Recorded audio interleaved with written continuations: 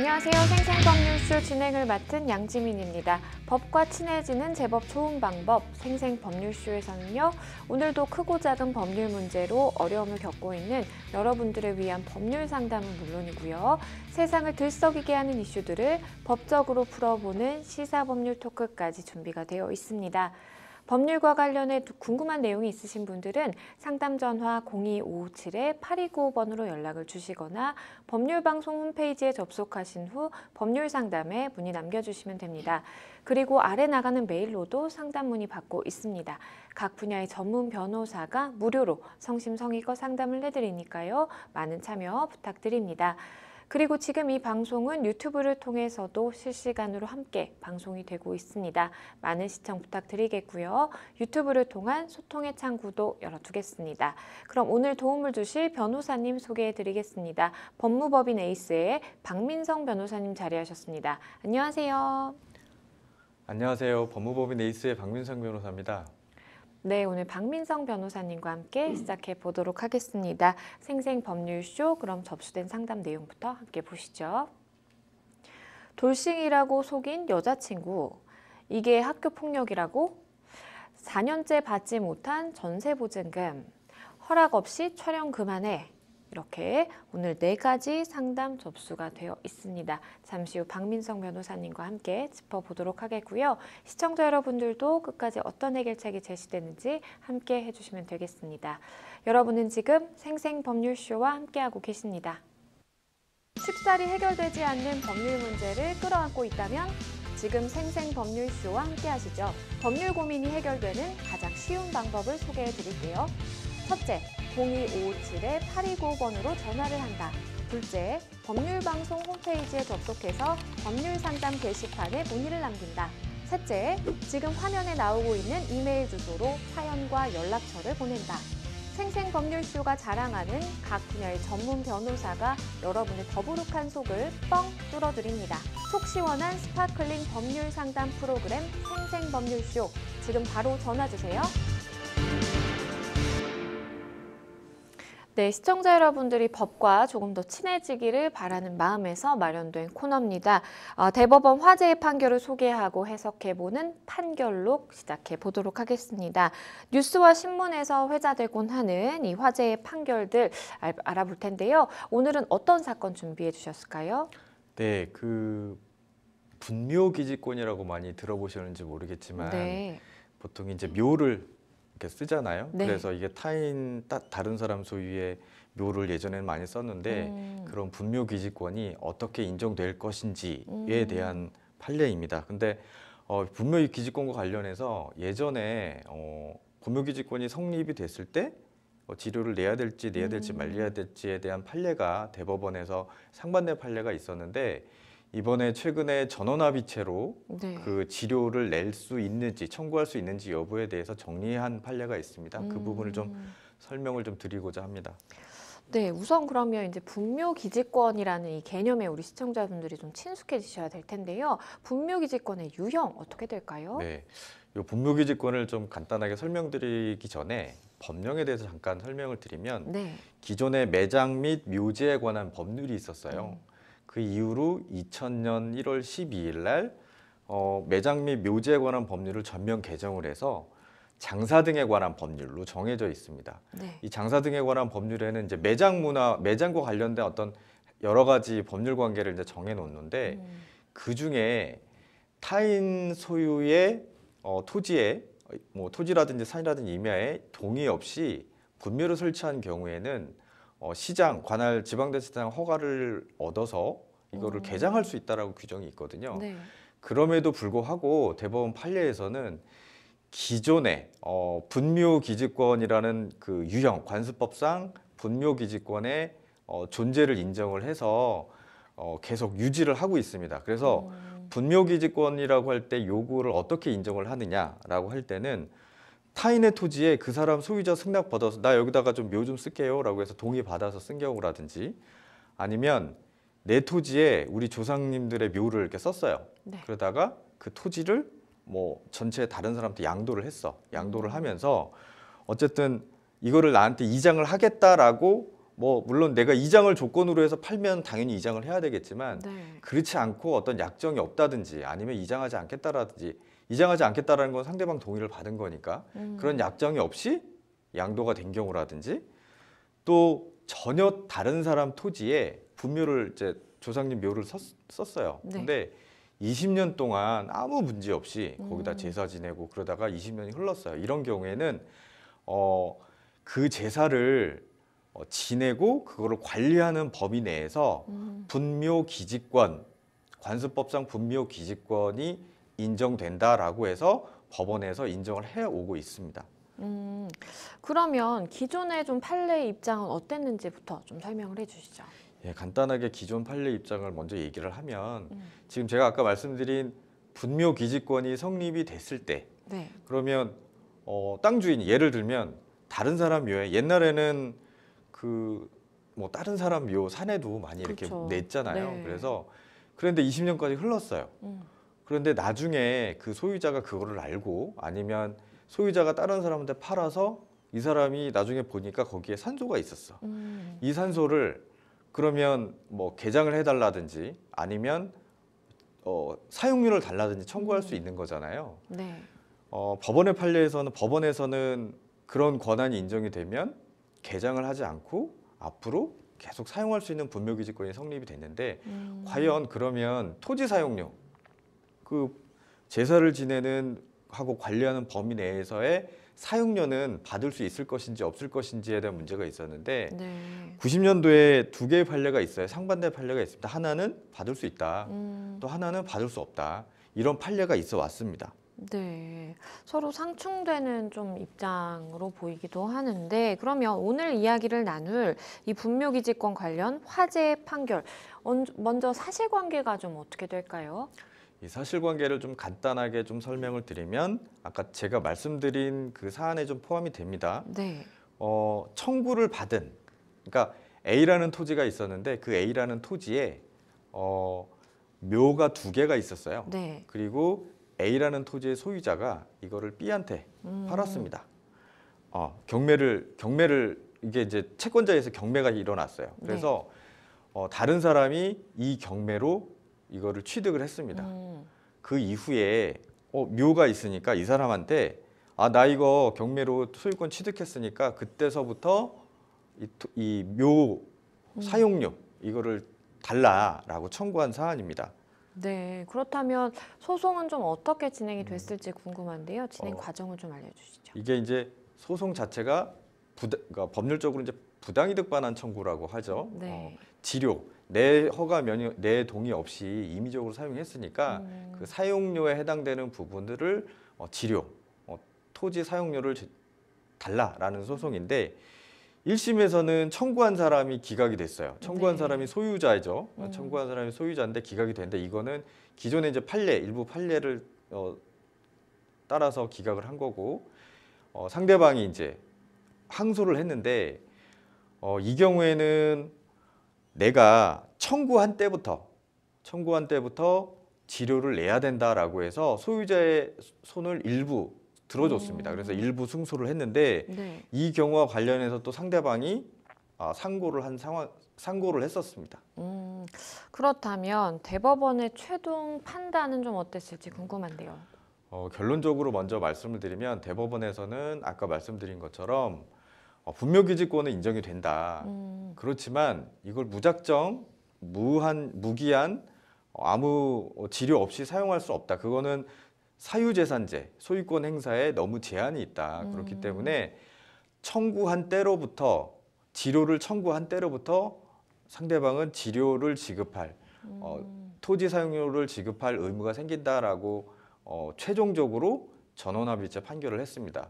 이거를 좀 세세하게 들여다보면 여기에는 다수 의견이 8명이고요. 8명이고 반대 의견이 2명, 그다음에 별개 의견이 3명 이렇게 돼 있는데 다수 의견은 어떻게 보면 다수 의견이 제가 말씀드린 그런 의견이죠. 그건 네. 뭐냐면 분묘기지권이 성립이 됐잖아요. 그러면 그렇죠. 이거를 무작정 무기한으로 계속 아무 지료를 토지 소유자한테 사용료를 낼 필요 없이 사용한다고 하면 토지 소유자는 나 사유재산권을 무기한 침해되는 그쵸. 거잖아요. 그렇기 때문에 이 부분들을 적절하게 조율할 필요가 있다. 그러면 지료를 내야 되는데 그럼 지료를 언제부터 내냐? 토지 사용료를 언제부터 내냐? 그거는 토지 소유자가 상대방한 분묘를 수호하고 관리하는 사람한테 청구한 때부터 상대방은 그 토지 사용료를 지급할 의무를 부담한다. 이 다수 의견의 핵심은 아까 그 후에 설명을 드리겠지만 별개 의견의 경우에는 지료를 토지 소유권을 그러니까 분묘기지권이 성립할 때부터 지료를 지급해야 된다라고 하거든요. 네. 근데 다수 의견의 경우에는 만약에 그렇게 하게 되면 분묘기지권을 인정하지만 사실상 그거를 부인하는 꼴밖에 더 되냐. 왜냐하면 이게 20년 동안 오랫동안 이렇게 돼 있잖아요. 그러면 이게 엄청나게 많이 밀려 있을 거라고요. 그렇게 되면 금액이 일시적으로 많이 한꺼번에 납부해야 되기 때문에 오히려 분기지권자가 사실상 이걸 계속 유지할 수 없는 상황이 초래된다.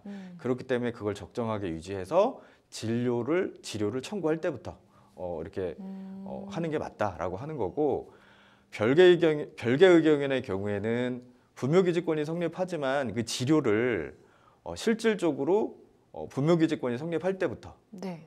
청구해야 된다. 그건 뭐냐면 20년간 이게 이제 법정지상권의 소유 법리를 끌어오는 거거든요. 예를 들면 20년 동안 평온하게 고유하게 내가 가지고 있으면 시효 취득한다라는 법리입니다. 법정지상권이. 이 시효 취득이라는 게 많이 들어보셨을 텐데 타인의 소유에 있는 토지에 내가 건물을 20년 동안 아무 문제 없이 내 소유 의사로 점유하고 있었으면 그걸 점유취득시효라고 해서 내가 소유권을 취득할 수 있는 권리가 생기거든요. 그 시점은 소급해서 옛날부터 내가 점유한 시작부터 이제 취득하게 되는데 그 법리를 따져서 이 지료도 20년간 평온 공연하게 계속 사용해 왔으면 처음 성립할 때부터 법리적으로 소급해서 내가 취득하는 거니까 그러면 상대방 소유자는 그 부분의 지료를 예전에 소급한 시점부터 청구할 수 있어야 된다. 이런 주장입니다. 그러면 이제 반대 그 다수 의견에서는 그건 너무 많지 않냐라는 거고요. 별개 의견에서는 지료까지 그럼 지료라도 그렇게 청구할 수 있게 해야 된다. 법리적으로 이렇게 청구를 할 수 있겠다는 별개 의견이 있었고 여기에는 이제 또 반대 의견이 하나 있어요. 이 반대 의견은 뭐냐면 네. 분묘기지권이 성립이 되면 지료는 청구할 수 없는 거다. 그건 어차피 관습법적으로 성립돼 있는 거기 때문에 그거를 지료를 한다라는 건 잘못됐다. 이런 반대 의견이 있습니다. 근데 결국에는 전원합의체로 지료를 청구한 때부터 내가 상대방은 지료를 납부할 의무를 부담한다는 거고 여기서 주의해야 될 점은 다수 의견에 의하더라도 지료를 청구를 하잖아요. 근데 네. 그 이후에 청구하는데도 불구하고 지료를 계속 내지 않으면 이게 법정지상권의 법리로 유치 적용돼서 이거 개장해라라고 청구할 수 있거든요. 그러니까 그거는 좀 유념하셔야 될 것 같아요. 네, 변호사님께서 이제 반대 의견과 또 별개의 의견까지 이제 다 짚어주셨는데요. 그렇다면 이번 판결의 의의에 대해서 좀 정리를 해주신다면요? 이번 판결은 사실상 그동안에 이제 대법원이 이거 지료를 청구할 수 있느냐 없느냐라는 부분에 대한 정리 혼돈이 좀 많이 있었는데 그거를 명백하게 좀 정의를 해준 의미가 있습니다. 그렇기 때문에 분묘기지권은 분명하게 관습법적으로 아직까지 우리나라에서 매장 문화, 이 문화에서 유지돼야 되는 건 맞다. 다만 그렇다고 하더라도 지료는 줘야 된다. 언제부터? 토지 소유자가 청구한 때부터. 하지만 여기서 청구를 했는데도 불구하고 지료를 토지 사용료를 내지 않는 경우에는 사실상 또 토지 소유자가 이거 개장하라라고 청구도 할 수 있습니다. 물론 이 경우에는 지료가 어느 정도인가 적정한지에 대한 분쟁이 있을 수 있겠죠. 이 부분은 당사자끼리 좀 협의를 하셔가지고 정하시든지 아니면 소송을 통해서 적당한 그 지료를 정하시면 될 것 같습니다. 네, 지금까지 판결록 함께 하셨고요. 분묘기지권 관련된 이야기 나눠봤습니다. 네, 다음은 생생법률쇼가 자랑하는 무료 법률 상담 코너로 넘어가 보겠습니다. 첫 번째 상담 전화 연결이 되어 있는데요. 만나보겠습니다. 여보세요? 여보세요? 네, 안녕하세요. 어떤 점이 궁금해서 연락 주셨을까요? 지금 그 현재 만나는 여자친구가 있는데요. 네, 그 만난 게 그 돌싱 카페라고 해서 네, 그 이혼한 사람들끼리 만나는 데가 있거든요. 네, 거기서 이제 만나게 됐는데 네, 그 상대의 그 이혼이던 남편이 위장 이혼이었다 하고 그 현재 만나는 거를 뭐 사실혼 관계 파기라고 해서 뭐 소장을 보냈더라고요. 아, 그러니까 지금 말씀 주신 바에 따르면 이제 여자친구분을 한 카페에서 이제 만나게 됐는데 여자친구분이 네. 이제 돌싱이라고 생각하고 만나셨겠죠? 그런데 이제 다른 남자가 당신 때문에 우리 사실혼이 파기되었다라고 해서 지금 소장을 네, 보내온 그 전 상황. 남편이. 네.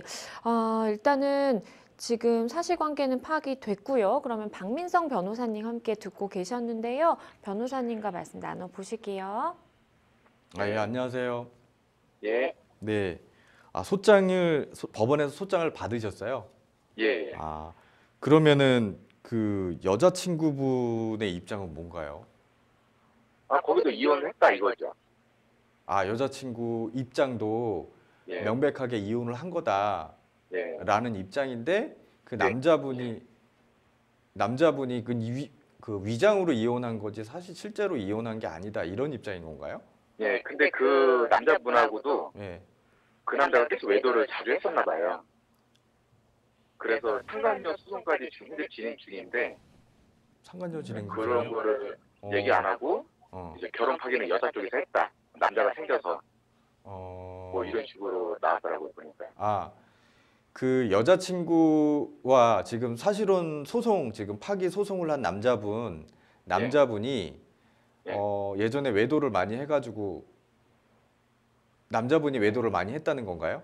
예. 그래서 상간녀 소송까지 진행 중이고 현재. 아, 현재 예, 그 여자친구분께서 예.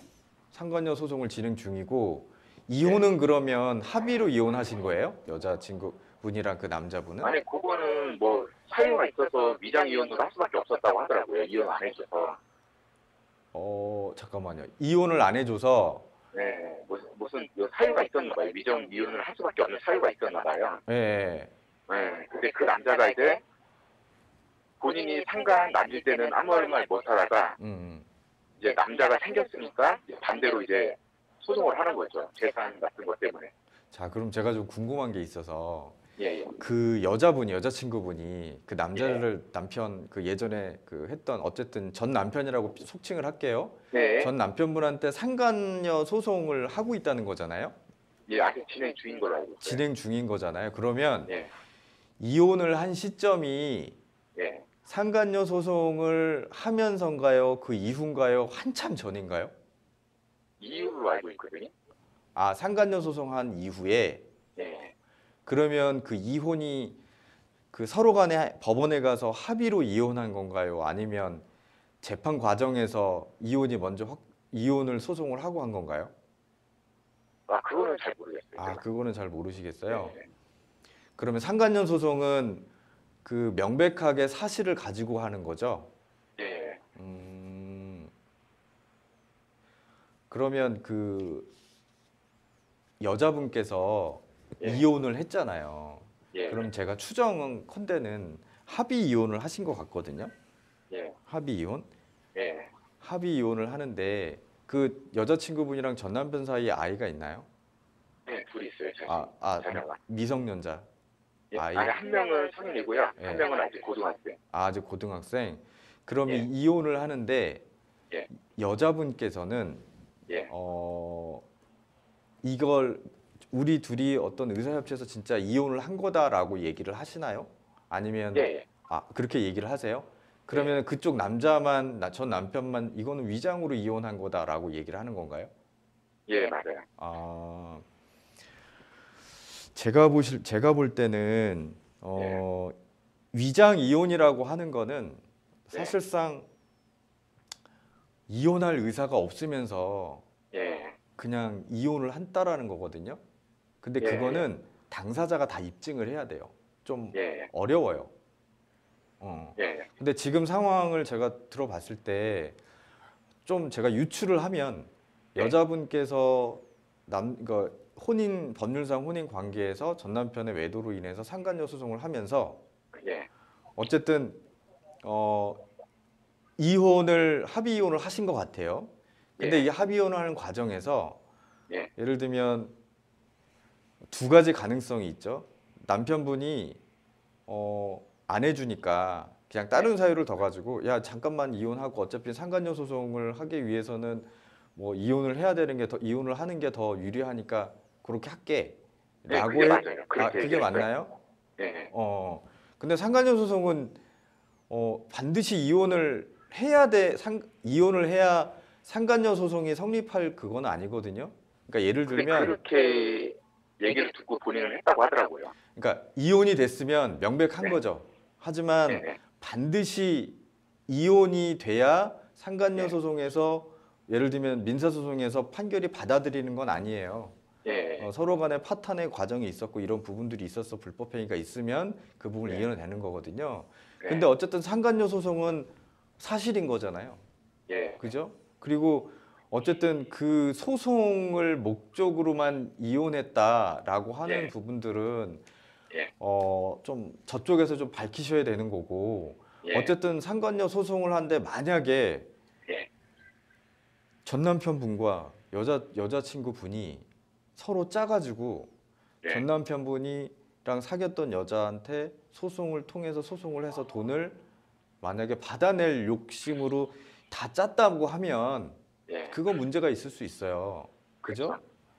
그 여자분이 전 남편분과 같이 사귀었던 여자분이 오히려 당한 부분일 수도 있는 거잖아요. 그죠? 소송을 통해서. 그런데 그게 아니라고 하면 사실 이혼을 했다고 하더라도 그 이혼 자체에 어떤 의사가 있다고 하면 그 이혼은 유효로 받아들일 가능성이 매우 많거든요. 네. 그렇기 때문에 그리고 저쪽 남편분께서 이혼을 한 이후에 사실혼 관계가 있는지 여부에 대한 판단이 또 필요해요. 만약에 이혼을 했어요. 그죠? 근데 서로 간에 살지 않고 별거하고 아무 남남처럼 지내. 그건 사실혼 관계가 아니거든요.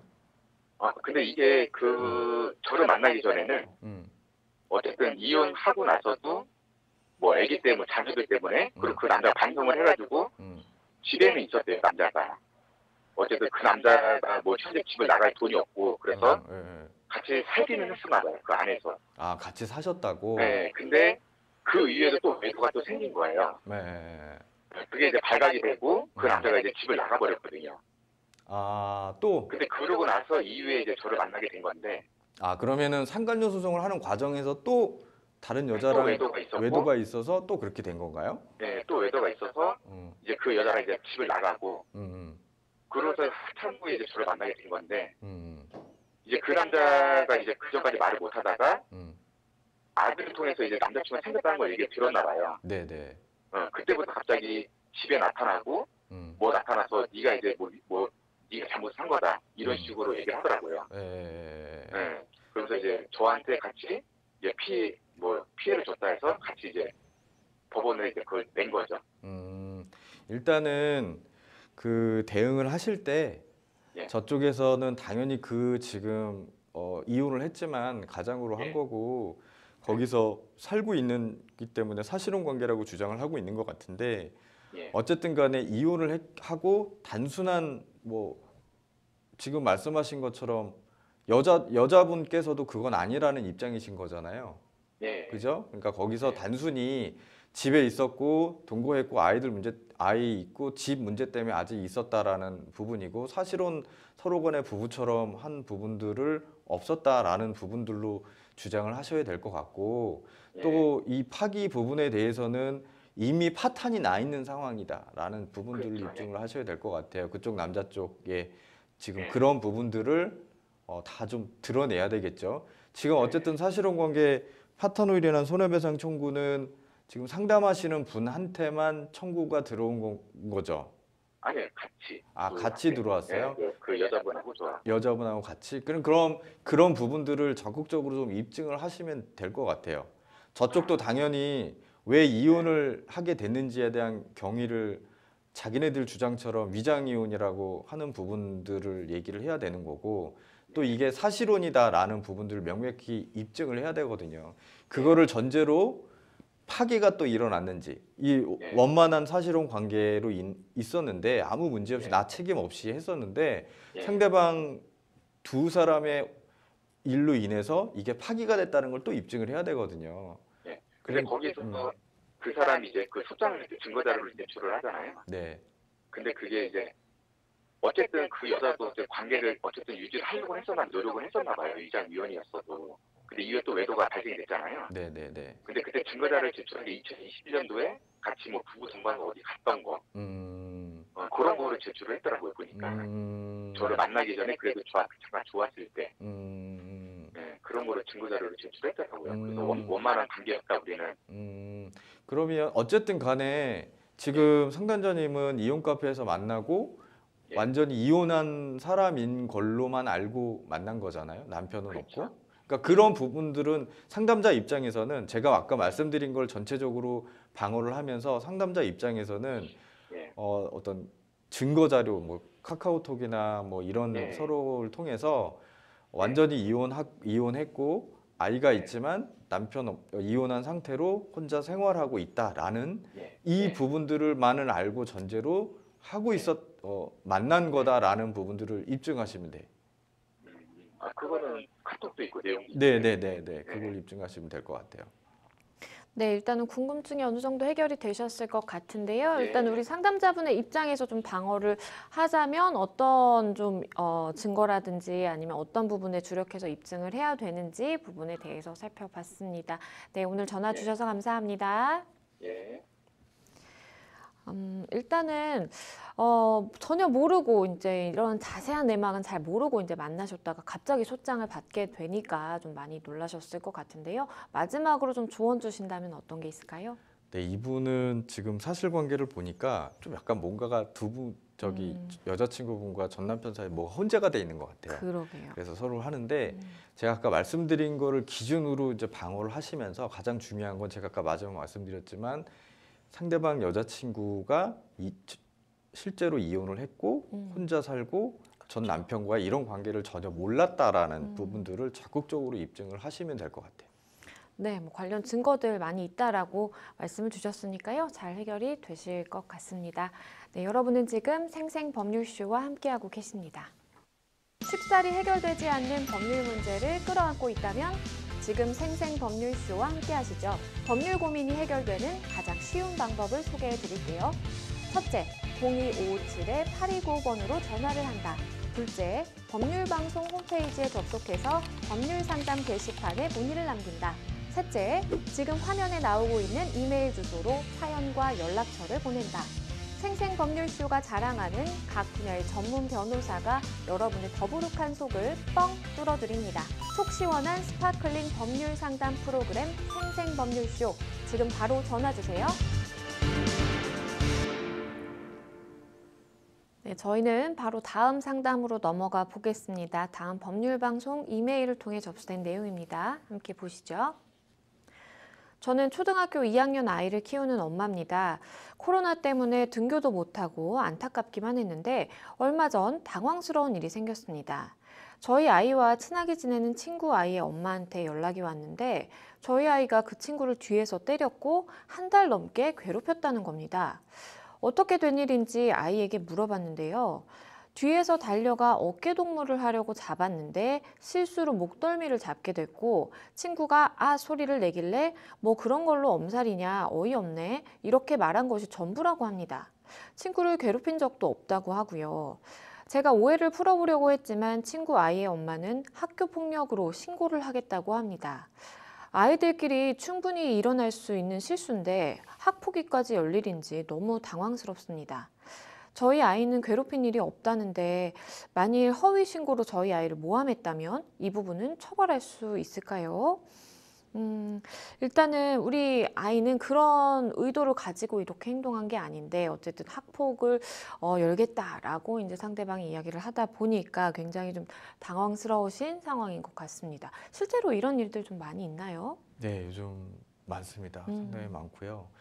한동안 코로나 시기에 아이들이 접촉이 없으니까 그런 부분이 좀 없다가 이제 코로나가 조금 완화되고 학교에 다니고 서로 학생들이 하면서 이런저런 일들이 좀 많이 벌어지고 또 요즘 TV에서 나온 것처럼 그쵸. 그런 문제들이 문제가 많이 벌어지고 있는 상황이기 때문에 좀 부모님들 입장에서는 사회적인 문화가 좀 많이 바뀌었고 그래서 그쵸. 부모님들 입장에서는 이런 부분들이 많이 고민이 되실 거라고 생각이 듭니다. 일단은 우선은 이제 두 아이의 입장이 굉장히 좀 다른 상황입니다. 그렇다면 어떤 경우를 우리가 학교 폭력이라고 할 수 있을까요? 학교 폭력 예방에 관한 법률, 보통 학교 폭력법이라고 하는데 학교 폭력에서는 정의를 이렇게 하고 있어요. 네. 학교 안이나 밖에서 음. 학생을 대상으로 해서 폭행이라든지 감금이라든지 유인이라든지 어쨌든 성폭력이라든지 뭐 따돌림이라든지 이런 걸로 인해서 그 해당 학생이 신체적, 정신적, 재산적 피해를 받는 여러 행위를 학교 폭력이라고 정의를 하고 있어요. 그렇기 때문에 일반 그 법률상 형법이라든지 처벌하는 그 형법 관련 법령에서 처벌을 하는 형사 처벌을 하는 것보다 이 학교 폭력의 범위가 사실상 완전한 경계선은 정의를 이게 여긴 학교 폭력이 아니다라고 딱 할 수는 없지만 좀 넓은 범위에 포섭이 돼 있다. 그래서 네. 나중에 이게 학교 폭력인지 아닌지는 해당 사안을 놓고 실제인지 아닌지 사실관계를 확인해서 좀 정의해서 들어가야 됩니다. 우리 상담자분의 이제 아이는 내가 어깨동무를 하려다가 실수로 이렇게 목덜미를 잡게 됐다라고 이야기를 하고 있습니다. 일단은 고의가 없다라고 말씀을 해주고 계신데 그렇다면 이런 행동에 대해서 우리가 학교 폭력이다라고 볼 수 있을까요? 지금 초등학교 2학년이잖아요. 네. 아이들 일이기 때문에 더 어려워요, 초등학생들은. 그쵸. 이거를 해당하는 항목이라고 한다면 목덜미를 때렸느냐, 어깨동무를 하려다 보니까 잘못 잡았느냐, 이건 사실 이게 폭행에 해당이 되느냐, 안 되느냐의 문제거든요. 폭행이라고 하는 경우에는 그 아이한테 예를 들면 때릴 의사로 이렇게 목덜미를 확 잡아가지고 밀었다든지 이런 부분이거든요. 근데 사실상 어깨동무를 하려고 하다가 애들끼리 좀 잘못 잡을 수도 부딪히거나, 있잖아요. 그쵸. 그래서 실수로 이렇게 한 행위라고 하면 학교 폭력이 해당되지 않고요. 만약에 고의적으로 얘를 어떤 때릴 의사라든지 어떤 응징할 의사로 이렇게 목덜미를 심하게 잡든지 밀든다 하면 이거는 물론 한 건이지만 해당되는 부분에 있어서는 학교 폭력에 해당되는 거죠. 그렇죠. 사실은 이제 이런 행위가 딱 발생을 했을 때 두 아이, 그러니까 두 사람의 입장차가 다르고 그리고 받아들이는 게 또 각자 너무 다르기 때문에 이게 참 어려운 문제 같은데요. 이런 경우에 사실 학교 폭력인지 아닌지를 판단하는 좀 명확한 기준이 있을까요? 네, 지금 이거는 어깨동무를 해서 하다 보니까 실수로 목덜미를 잡게 됐느냐, 아니면 실제로 목덜미를 꽉 잡아서 뭐 심하게 이렇게 꽉 잡고 얘를 아프게 할 의도로 했느냐, 이 부분이 폭행이냐 장난이냐의 부분인데 당연히 학교 폭력이 돼야 된다고 하면 고의성이 입증이 돼야 돼요. 그러면 다른 아이들은 목격자가 없어. 네. 근데 얘네 둘만 있어요. 그러면 이 아이와 A라는 아이와 B라는 아이, 피해를 당했다는 B라는 아이와 어떤 행위를 했다는 A라는 아이의 진술만을 가지고 해야 되는데 학생들을 다 진술을 하고 목격자도 없고 두 아이 진술만 있을 때 누구 말을 믿게 할 것인지라는 판단으로 갈 수밖에 없어요. 네. 나중에 이게 학교폭력 회의로 들어가게 되면 교육청 회의 심의회의로 들어가게 되면 학교에서 조사한 내용을 가지고 판단하고 실제로 회의를 할 때 아이들의 구체적인 진술을 가지고 판단을 하거든요. 그러니까 이 부분들의 판단 기준은 당연히 뭐 언론에서도 보시겠지만 학교폭력이 인정이 되느냐 안 되느냐 이 부분은 고의성이 인정이 되느냐 안 되느냐에 대한 문제로 귀결이 되거든요. 그러니까 이 부분에 대해서 만약에 저쪽에서 학교폭력 신고를 해서 한다고 할 때는 구체적인 내용을 좀 아이 기억을 더듬어서 할 수 있게 하는 게 가장 좋을 것 같고요. 만약에 그런 부분들에 대해서 좀 실수인 것, 뭐 그런 전유가 전혀 없었다 그러면 교육청에서도 심의회의를 할 때 이 부분에 대해서는 실수라고 볼 수 있다라고 판단이 나올 수도 있습니다.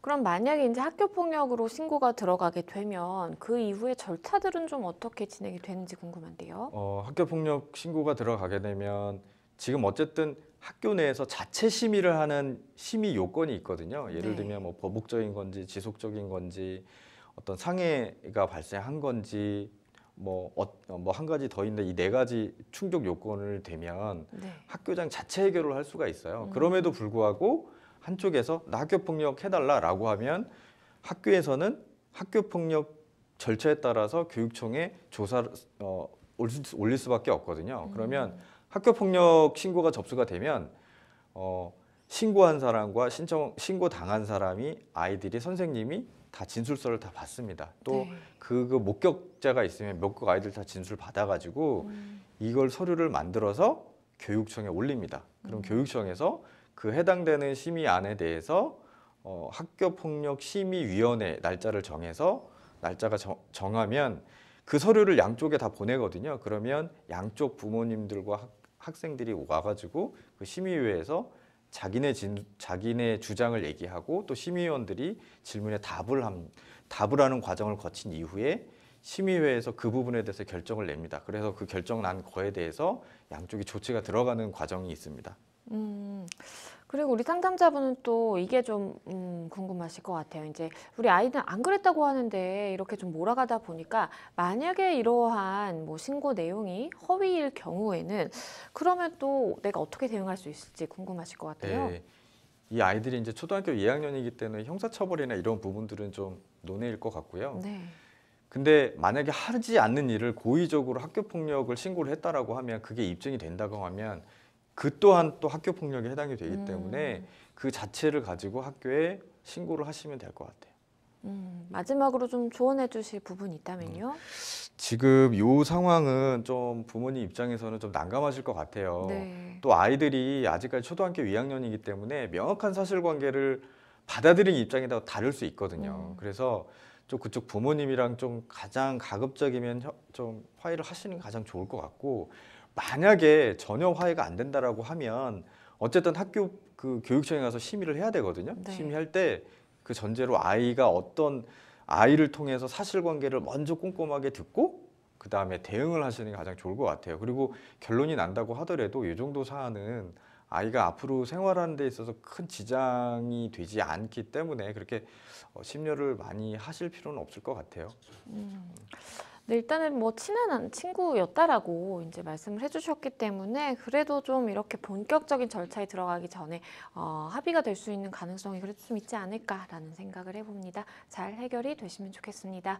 저희는 또 다음 상담으로 넘어가 보겠습니다. 다음 법률방송 이메일을 통해 접수된 내용입니다. 함께 보시죠. 저는 2019년에 전셋집을 뺐는데 아직까지 전세보증금을 받지 못하고 있습니다. 저희는 군인 가족인데요. 2014년에 입주했고 2019년에 집을 빼서 관사로 들어갔습니다. 지난해 말쯤 참다 전세금 반환 소송을 해서 승소까지 했는데요. 집주인은 별다른 연락이 없다가 어제 만났습니다. 그런데 별 소득 없이 돌아왔습니다. 대출까지 받아서 들어간 집인데 아직까지 대출 이자도 내고 있습니다. 집주인은 아무런 조치도 하지 않는데 어떻게 해야 할까요? 일단은 2019년에 전셋집을 뺐다라고 말씀을 해주셨는데 지금 보증금을 아직까지도 못 받고 있는 상황입니다. 참 집주인이 어떻게 이럴 수 있지라는 생각이 드는데 어떻게 보셨나요? 저도 좀 답답하네요. 4년이 지나셨는데 그러게요. 이게 지금 전세금 반환 소송을 해서 승소까지 했으면은 확정 판결을 좀 받은 상황이신 것 같은데 왜 아직까지 어떤 조치를 안 취하셨는지 좀 그게 좀 의아하긴 합니다. 예. 그러게요. 사실은 이제 승소했다라고 말씀을 주셨으니까 그 이후에 이제 그 절차 뭐 집행하는 데 있어서 여러 가지 절차들을 진행을 하셨어야 되는 거 아닌가라는 생각도 들고요. 네. 소송을 하셨다면은 그 전에 가압류 조치라든지 그쵸. 이런 부분도 하셨을 것 같은데 가압류를 하게 되면은 그 다음 전세업자가 이 채무자가 그대로 집을 소유하고 있다는 전제하에 다른 세입자가 오게 되면 사실 그 가압류가 돼 있는 걸 보고 그렇죠. 사실상 쉽지 않아서 그걸 빨리 이제 풀거든요. 근데 만약에 그런 게 없다라고 하면 가압류를 안 하고 그냥 소송만 하신 게 아닌가라는 생각이 들어요. 그렇기 때문에 사실상 지금 전세입자가 있는 또 다른 세입자가 거기서 살고 있을 거라고 하는 전자에서 보면 이 확정 판결을 가지고 그냥 바로 한번 법적으로 집행을 가능하거든요.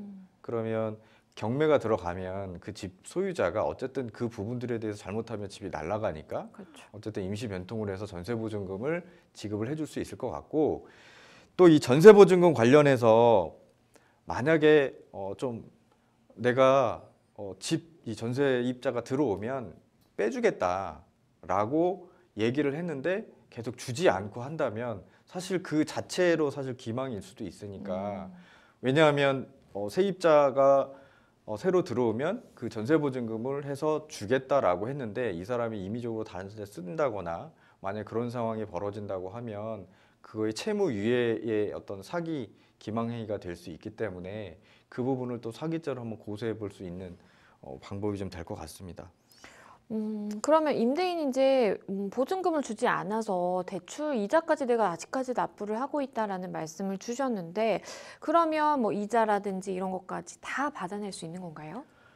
당연히 그 전세보증금 소송의 확정 판결을 받았으면 그 확정 판결에 언제부터 다 갚을 때까지 연 12%에 대한 이자가 붙어 있을 거예요. 그럼 당연히 그 이자는 붙어서 나가는 거고요. 물론 여기 사안에 보면 이미 짐을 빼서 거기에 이제 넘겨준 거기 때문에 이자는 당연히 붙어서 하는데, 이 대출 이자는 상대방이 이거를 대출 이자를 계속 납부하고 있다라는 거를 알거나 알 수 있었어야 되거든요. 그러니까 만약에 그 전에 이거 전세보증금 내가 대출 받아가지고 이자도 계속 납부하고 있다, 어느 은행부터 빨리 주시라라는 부분들을 고지를 했다라는 부분들 입증을 하시면 그 이자 부분에 대해서도 어떤 특별 손해로 청구하실 수 있습니다.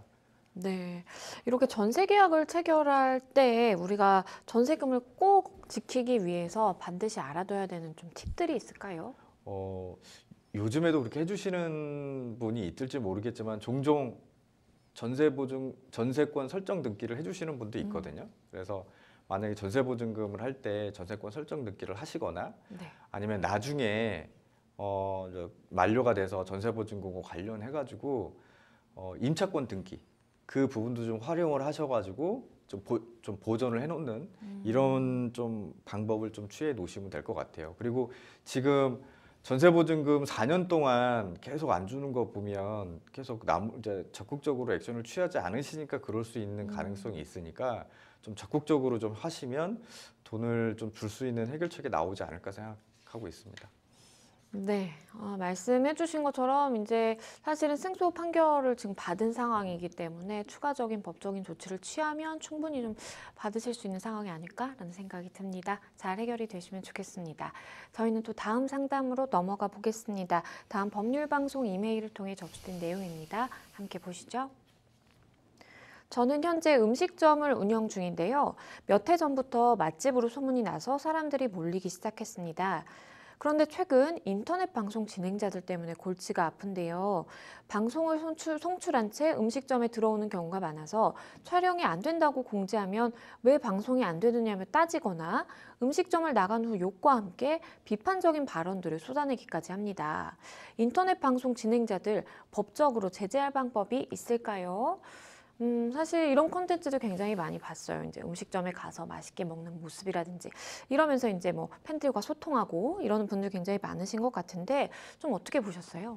네, 최근에도 그 방송으로 그거에 문제가 생겼다는 걸 좀 봤습니다. 근데 사실상 요즘에 브이로그라든지 인터넷 생방송을 통해서 이제 많이 하시는 분들이 있어서 음식점에 찾아가는 부분들이 있는데, 사실상 그런 경우에는 동의를 먼저 구하고 원래대로 그쵸. 좀 하는 게 맞죠. 그렇죠. 음식점이라든지 아니면 뭐 상가의 일부 점포라든지 이런 곳에서 허가를 받지 않고 촬영하는 인터넷 방송 진행자들이 굉장히 좀 많다고 하더라고요. 만약에 이렇게 허가를 받지 않고 내가 촬영하는 경우 법적으로 좀 어떤 부분이 문제가 될 수 있을까요? 이게 이제 거기서 이제 음식점을 이제 음식을 시키는데 먹는 건 상관없는데 거기서 이제 어떻게 보면 유튜브 생방송을 한다면서 자기 혼자만 촬영하면 괜찮은데 그렇죠.